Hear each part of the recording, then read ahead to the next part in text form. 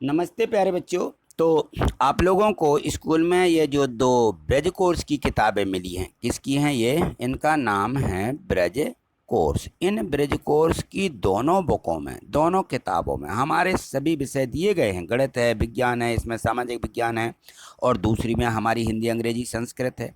तो इन bridge course का मतलब है कि जो लर्निंग आउटकम्स हैं, यानी हमने जो पिछली कक्षाओं में सीखा है उनमें से हमसे कितना बनता है, इनको हमें 31 अक्टूबर तक कंप्लीट कर लेना है। कब तक?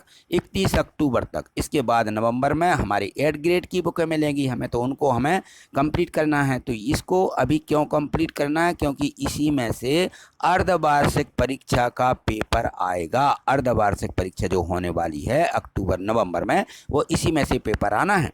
तो इसको हमें 31 अक्टूबर के पहले ही कंप्लीट करना है और इसको अच्छे से दोहरा लेना है, ठीक है, और अपने क्लास टीचर से चेक करना है। तो चलिए, इसमें जो गणित दी गई है आज हम इसकी गणित को देखेंगे। तो इसमें जो ये गणित है, इस गणित में क्या क्या दिया गया है और तो इसको हमें अच्छे से समझ लेना है। तो यहाँ इस वीडियो के माध्यम से हम देखते हैं इसको। देखिए, तो इसमें दी गई हैं वर्कशीटें। ये है वर्कशीट। वर्कशीट यहाँ दिया गया है 12 है। इसके पहले वाली जो वर्कशीटें हैं वो वर्कशीट हमने पिछली वीडियो के माध्यम से कंप्लीट की हैं। यदि आपने उनको नहीं देखा है तो आप प्ले लिस्ट खोल लें। इसी चैनल पर नीचे सब्सक्राइब और लिखा, सर्च करने का गणित वाली सर लिखा है, उसको क्लिक करेंगे तो ऊपर प्ले लिस्ट दिखने लगेगा, और प्ले लिस्ट को क्लिक करेंगे तो वो जो हमारे वीडियो के भाग हैं वो आपको इस पे गणित के मिल जाएंगे, और बाकी जो अन्य विषय हैं सभी के आपको इस पे मिल जाएंगे। तो वहाँ आप देख सकते हो, ठीक है। आज हम देखेंगे इसकी वर्कशीट 12। आकलन दिया गया है इसमें कि आकलन 2, पहले वाला आकलन हो चुका है, ये दूसरे नंबर का आकलन है कि हमसे कितना बन रहा है। इनमें दिया गया है, सबसे पहले देखिए, संख्याओं पर संक्रियाएं। संक्रियाओं का मतलब क्या होता है? संक्रियाएं होती हैं जोड़ना, घटाना, गुणा और भाग, ठीक है ना। तो ये जो हमारी संक्रियाएं हैं इनको हमें अच्छे से समझना है कि इनमें से हमसे कितना बनता है, कितना नहीं बनता है। तो यहाँ देखो लिखा है कि निकटतम आकलन करके आकलित योगफल ज्ञात कीजिए। निकटतम, हमें जो दी गई संख्या उसके निकटतम संख्या क्या होगी? तो यहाँ देखें, यहाँ लिखा हुआ है कि 2698, उसमें 4329। तो इसका मतलब होता है कि जैसे मान लीजिए कोई, हम यहाँ पे जैसे ये लाइन खींची, ठीक है ना, इसको अच्छे से समझ लीजिए। ये लाइन है और यहाँ पे बीच में है, यहाँ शून्य है, यहाँ 1 है, यहाँ 2 है, यहाँ 3, 4, 1 2 3 4, और यहाँ पर भी मान लीजिए, यहाँ पर हमने लिख दिया कि ऋण 1, ऋण 2, ऋण 3, इस प्रकार से आते हैं, चाहे तो धनात्मक हो या ऋणात्मक, कोई भी संख्या हो। तो इसका मतलब ये होता है कि यदि हम यहाँ बीच में हैं, ठीक है ना, और मान लो हम यहाँ देखें कि यहाँ हम 2 पर हैं, किस पर? 2 पर हैं, और यहाँ मान लीजिए हम 3 पर हैं। कहने का मतलब यह है कि जब हम बीचों बीच खड़े होते हैं किसी चीज़ में, तो हम नज़दीक कहाँ हैं? यहाँ 2 हैं तो हम शून्य के यहाँ पे नज़दीक हैं, शून्य के पूछा गया। और यहाँ पे आगे देखेंगे तो आगे संख्या हमारी 10 तक होती हैं। तो हमें इन सभी संख्याओं का मध्य लेना है। तो मध्य का मतलब है कि जैसे मान लो, मैं और बता रहा हूँ आपको, तो यहाँ देखिए, जैसे मान लो हम यहाँ 10 तक की गिनती लिख लें। कितने की? 10 तक की। चलिए यहाँ हम 10 तक की गिनती लिख लेते हैं। यहाँ 0 होगा और यहाँ पे मान लो 10 होगा, यहाँ बीच में 5 होगा, ठीक है ना। 5 के आगे यहाँ 6 होगा, और यहाँ पे कितना होगा? 4 होगा, ठीक। तो अब देखो यहाँ, यहाँ मान लीजिए हम यहाँ पे 7 पे खड़े हैं यहाँ पे। तो अब ये बताओ कि हम शून्य के नज़दीक है कि 10 के? तो कहेंगे कि 10 के नज़दीक हैं, क्योंकि 7 पर आ गए हैं। और यदि 5 पे हैं मध्य में, तो आपको आगे की संख्या का नज़दीक ही लिखना है, निकटतम लिखना है, ठीक है ना। तो ये इसके निकटतम है। और यदि 4 पे हैं तो हम 10 पे नहीं निकट होंगे, हम किस पे होंगे? शून्य के निकट होंगे। तो ये संख्या दी गई है। तो ये मैंने दहाई की बताई है। इसी प्रकार से सैकड़े की रहती है। सैकड़े में यहाँ पे 5 की जगह 50 लिखेंगे, यहाँ 100 लिखेंगे, ठीक है ना। और यहाँ पे शून्य से ही चलेगा, ठीक है।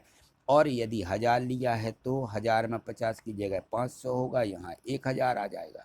तो हमें कोई भी संख्या यदि 500 से अधिक है तो उसको 1000 में परिवर्तित करके चलना है, और यदि 500 से कम है तो हम उसके 100 के आंकड़े में नीचे आ जाएंगे कि 100 की 200 300 जितना भी लिखा हो उसको हम शून्य शून्य लिख देंगे। ठीक है, चलिए यहाँ अब हम समझते हैं इसको। तो यहाँ देखें ये दी गई है संख्या, यहाँ कितना लिखा 2698। अब देखिए क्या लिखा 2000 और 600, 600 लिखिए ना 600, इसको मान के चलो आगे की संख्या छोड़ दीजिए। तो अब देखो ये 600 किसके निकट होगा, 600 300 के निकट होगा, है ना। तो यहाँ आगे चलेंगे हम तो 600 के बाद 1000 आ जाएगा, है ना, 1000 के निकट देख रहे हैं तो 1000 आ जाएगा। तो सीधा सीधा है कि ये 2000 है, यह 3000 के निकट है। तो यहाँ हमें संख्या 3000 लिख देनी है। और यहाँ पर देखो ये 4329 है, तो 300 किसके निकट होगा। अब 300 तो आगे संख्या में 1000 के नहीं जा सकती, तो उसको हम क्या करते हैं छोड़ देते हैं, तो सीधा 4000 रह जाएगा। तो ये 4 और 3 जोड़ देंगे तो दोनों हो जाएंगे 7000। ठीक है, इस प्रकार से हमें इनको 1000 के निकटतम वाली संख्या के संख्या में लिखना, उनको जोड़ देना। यहाँ देखो 1192, अब ये 192 दिया है यानी लगभग 200, तो ये 1000 पे नहीं जाएगा तो 1000 लिखा जाएगा। यहाँ देखो यहाँ दिया है 7388, तो 300 है ना, तो ये भी नहीं जाएगा। तो दोनों को 1000 और 7000 जोड़ देंगे तो दोनों हो जाएंगे 8000।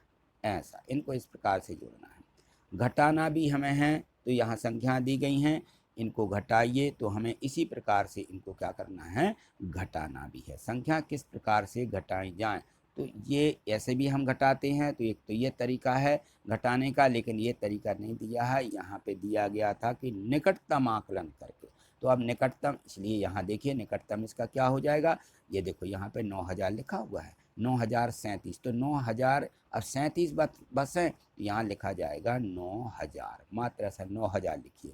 और यहाँ देखिए 5700 हैं, तो 700 1000 के निकट होंगे, तो यहाँ 5000 के क्या आ जाएंगे 6000, तो यहाँ लिख लेंगे हम 6000। ऐसा इनको घटाना है, तो ये किसके निकट आ जाएगा, ये 3000 इसका उत्तर हो जाएगा। इसका उत्तर आएगा 3000, ये लिखना है, ये नहीं लिखना है ये।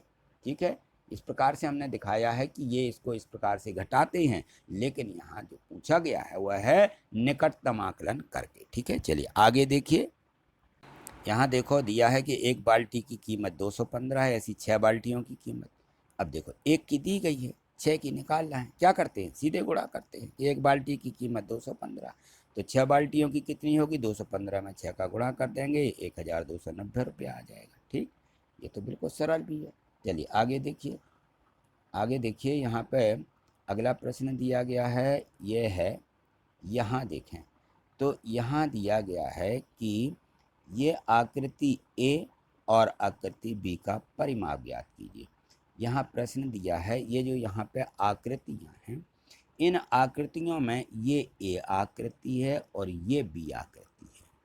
इसका नाम ए है, इसका नाम बी है, दोनों के परिमाप निकालना है।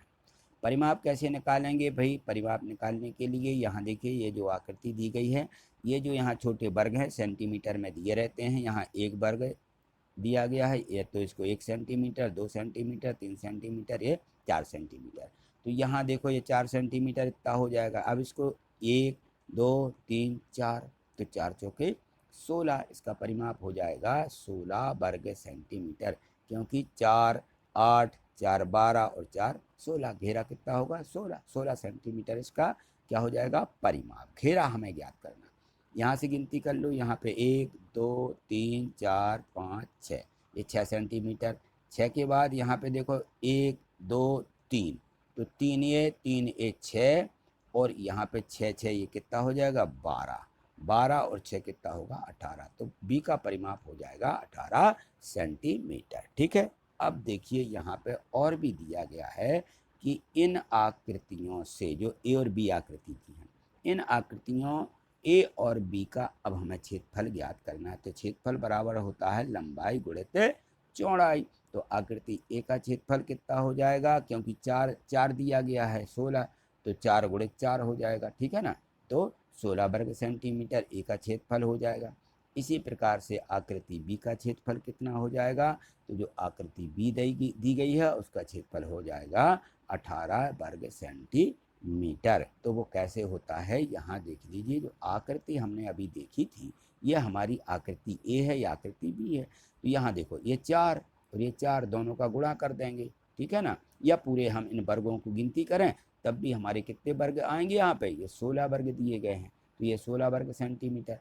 इसका देखो इनके वर्गों की गिनती कर लीजिए, 6 6 6 तो 18 हो जाएंगे, तो ये 18 वर्ग सेंटीमीटर क्या होगा, इनका क्षेत्रफल हो जाएगा, ठीक है। चलिए आगे देखिए, यहाँ दिया गया है प्रश्न सा में दिया है कि दोनों आकृतियों के परिमाप का अंतर ज्ञात करो। तो पहले की परिमाप 18 है, दूसरे तो हाँ बड़े वाले की मतलब पहले नहीं दूसरे की 18 है और पहले की 16 है, घटा देंगे तो कितना आ जाएगा, 2 सेंटीमीटर इनके परिमापों का अंतर मिल जाएगा, ठीक। चलिए आगे देखिए, और भी प्रश्न है। यहाँ देखो दिया गया है प्रश्न की एक आयत जिसकी लंबाई 12 सेंटीमीटर और चौड़ाई 8 सेंटीमीटर है। इस आयत को पूरा ढकने के लिए 4 वर्ग सेंटीमीटर के कितने डाक टिकटों की ज़रूरत होगी। और डाक टिकट तो पन्ने देखे हैं, डाक टिकट पूरे ऐसे वर्गाकार या फिर आयत की आकृति के रहते हैं, ऐसे पूरी उनकी आकृति रहती है डाक टिकट में, इसमें चित्र बने रहते हैं, है ना। तो ऐसे इनसे हमें क्या करना है, ढकना है। किसको ढकना है, एक आयत है जिसकी लंबाई 12 सेंटीमीटर है एवं चौड़ाई 8 सेंटीमीटर है। तो हम क्या करेंगे, सबसे पहले तो इस आयत का क्षेत्रफल ज्ञात करेंगे पूरे का।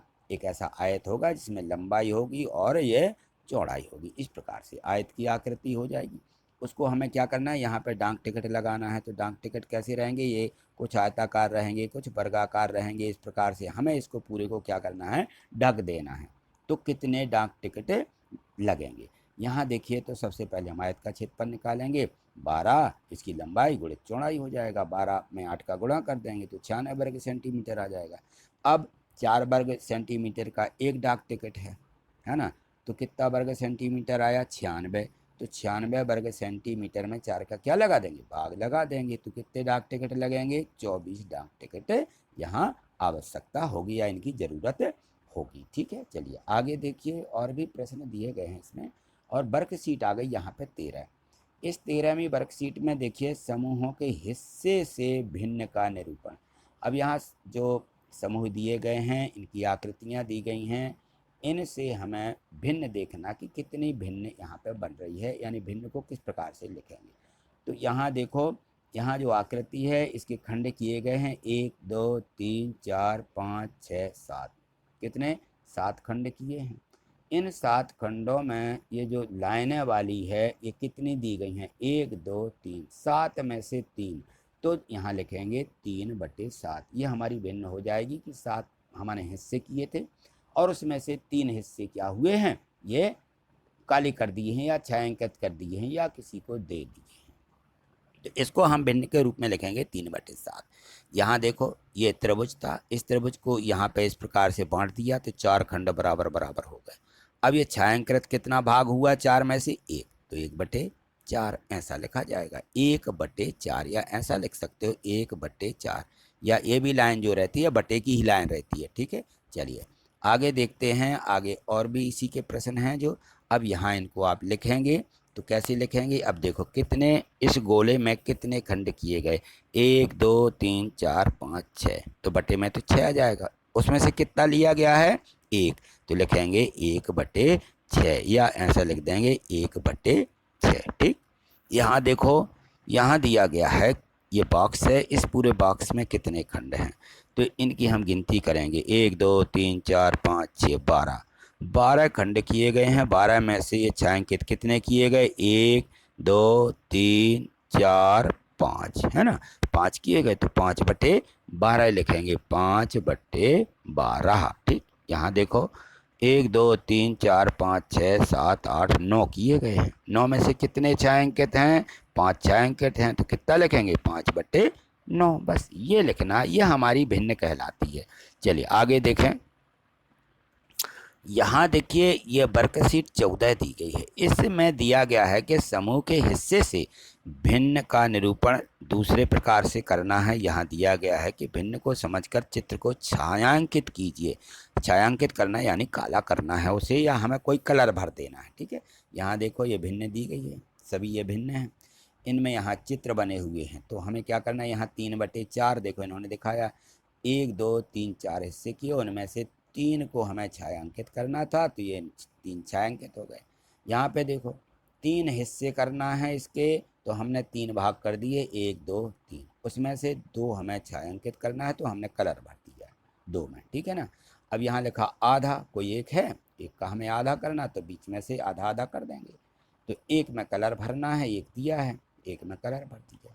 यहाँ पे लिखा कि 1/4 यानी 4 करना है, 1 2 3 4 भाग किए बराबर बराबर, तो 4 में से एक को छायांकित करना है, तो 1/4 हो गई, ये भिन्न कहलाएगी। ठीक, चलिए आगे देखिए, और भी इसके दिए गए हैं, इनको भी हमें अच्छे से देख लेना है। तो यहाँ देखो 1/3, ये तो हमने अभी देख लिया है, 3 भाग किए थे और उसमें से एक भाग क्या हुआ, हमने छायांकित कर दिया। अब यहाँ लिखा 3/5, अब 5 करना है इसके बराबर बराबर, 1 2 3 4 5, ऐसे हमने खंड कर लिए 5, 5 में से 3 क्या करना है, ये छायांकित करना है।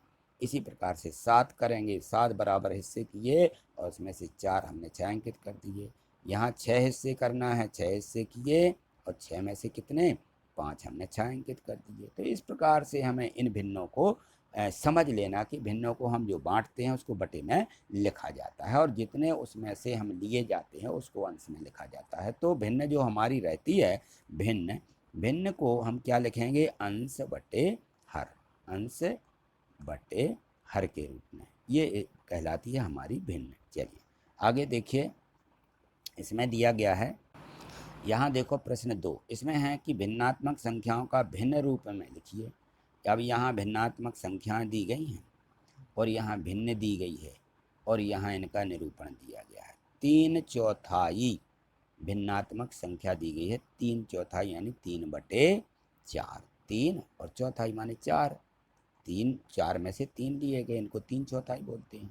तो यहाँ देखो हिस्से 4 किए गए, 4 में से 3 लिए गए, तो 3/4 लिखा। वैसे ही हमें यहाँ लिखना है 1/3 1/3, ऐसा आएगा। और एक हमें क्या करना है, इसको छायांकित कर देना। यहाँ आधा लिखा तो आधा यानी 1/2, और हम इस प्रकार से कोई भी वस्तु को आधा करेंगे और उसको छायांकित कर देंगे। ठीक है, तो ये कहलाएगा हमारा आधा। चलिए आगे देखें, तो और भी दिए गए हैं। यहाँ देखो 2/4 को हम क्या लिखेंगे, 2/4 लिखेंगे। 4 हमें हिस्से करना थे, उसमें से 2 छायांकित करना है, तो ये 2 छायांकित हो जाएंगे। 2/4 2/3 2/3 लिखेंगे, इसमें से 3 में से 2 हमें छायांकित कर देना है, इस प्रकार से दिखाना है। 1/4 1/4, तो ये 4 किए, उसमें से 1 हमने छायांकित कर दिया। ठीक, तो ये हमें भिन्न की समझ यहाँ हो जाती है कि भिन्नों को हम किस प्रकार से बांटते हैं, भिन्न क्या कहलाती हैं। ठीक है, तो आज इतना ही। आगे जो और भी इसके अध्याय दिए गए हैं उनको अगली वीडियो के माध्यम से देखेंगे। आगे देखने के लिए आप चैनल को सब्सक्राइब करके रखिए, एक बार ज़रूर उसको सब्सक्राइब कर लें। देखिए यहाँ नीचे यदि रेड से दिख रहा है, देखिए ये देखो, ये रेड से दिख रहा है ना, तो हमने चैनल को सब्सक्राइब नहीं किया है। और वीडियो को लाइक करना होता है तो ये लाइक का चिन्ह रहता है, वीडियो को लाइक भी करते चलिए। तो इसको क्लिक कर देना है, जैसे ही हम इसको क्लिक कर देते, देखिए मैंने क्लिक, तो देखो इसका ये कलर हो जाता है और यहाँ पर घंटियाँ आ जाती हैं, तो उस घंटी को भी हमें क्लिक कर लेना, तो ये घंटी दिखने लगेगी इस प्रकार से। इसका मतलब है कि ये बेल आइकन नोटिफिकेशन की घंटी कहलाती है, यानी सूचना मिलना। तो हम जैसे ही मोबाइल को खोलते ही हैं तो हमें वहाँ पर सबसे पहले सूचना मिल जाती है कि वीडियो डल चुकी है, और उसको क्लिक करके आप देख लें। या जैसे यूट्यूब पर जाएंगे तो हमारा चैनल सब्सक्राइब है, तो सबसे पहले हमारी वीडियो आपको दिखेगी यूट्यूब पर, ठीक है ना। और यदि हम लाइक कर लेते हैं वीडियो को तो ये इस प्रकार से दिखने लगता है। तो चैनल को सब्सक्राइब एक बार करना है, यदि इस प्रकार से दिख रहा है तो आपने चैनल सब्सक्राइब कर लिया है। अब इसको दोबारा क्लिक नहीं करना है, आपको वीडियो मिलती रहेंगी और नोटिफिकेशन भी आपके मोबाइल पर पहुंचते रहेंगे। ठीक है, थैंक यू, धन्यवाद।